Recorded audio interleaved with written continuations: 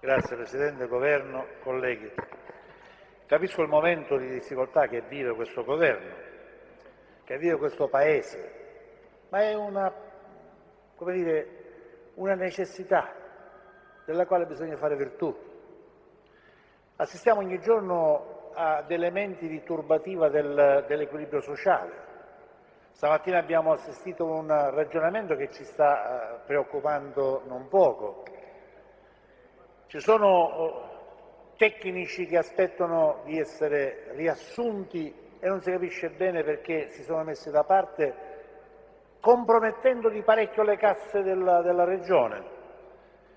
Ci sono ragazzi e tecnici della Nuova Musa che aspettano da 8 mesi di poter chiarire il loro problema.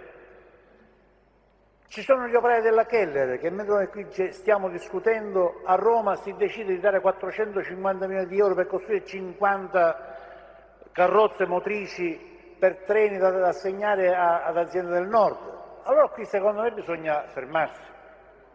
Qui bisogna aprire un'interlocuzione pesante e forte col Governo nazionale. Non ci possono essere due forni, due misure, due tentativi disperati di metterci da parte. E in questo rientra anche l'unico servizio efficiente che è quello del call center. Io non li conosco di persona, ma li conosco per voce.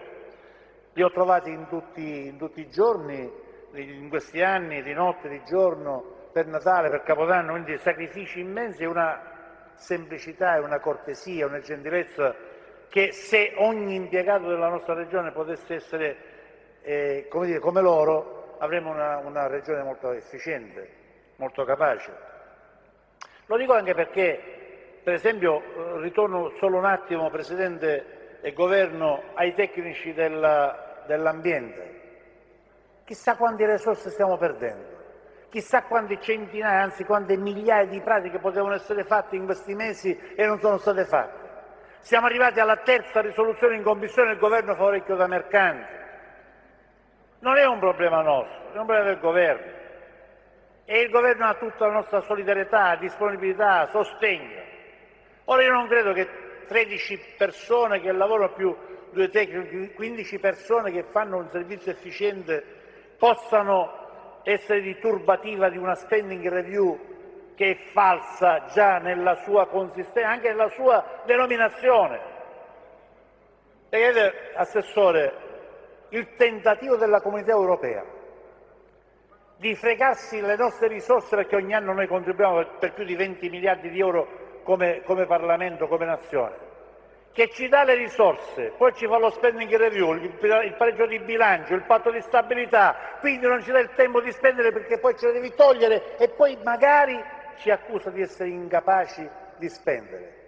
Un tentativo strano che ci sta portando dritti in una bufera, in una tempesta sociale dalla quale difficilmente riusciremo a uscire. O oggi abbiamo il coraggio di assumere delle iniziative, delle azioni forti attorno al Presidente Crocetta, attorno a questo Governo. Noi vogliamo sostenerlo, gli vogliamo dare una mano, ma chiediamo al Governo di farsi dare una mano. La mozione preparata da Cordaro è una mozione che la dice lunga su come possiamo agire. Io credo che l'operazione dei ragazzi del call center sia un segnale forte che bisogna dare anche per dare un segno di speranza a tutti gli altri che aspettano di avere risolto il problema. È un problema pesante, antico, c'è qualcosa di sbagliato in questi anni, in questi 15-20 anni di azione politico-amministrativa? Sì, certo, c'è stata, ma certo l'aberrazione politico-amministrativa di oggi la fa a pugni anche con la serenità con la quale bisogna affrontare i problemi. E l'abbiamo visto oggi. Tutti sono convinti che portare avanti questo processo della Nuova Musa costerà un sacco di soldi alla Regione, che non risolve il problema dei tecnici dell'ambiente, costerà un sacco di risorse alla Regione, quelle che perdiamo e quelle che dovremo pagare perché abbiamo sbagliato con la Corte dei Conti che giustamente chiederà conto a Ragione. Perché continuare a sbagliare? Iniziamo da questi giorni del call center per risanare anche tante ferite che questa società regionale ha. Grazie. Grazie onorevole Gianni, ha chiesto di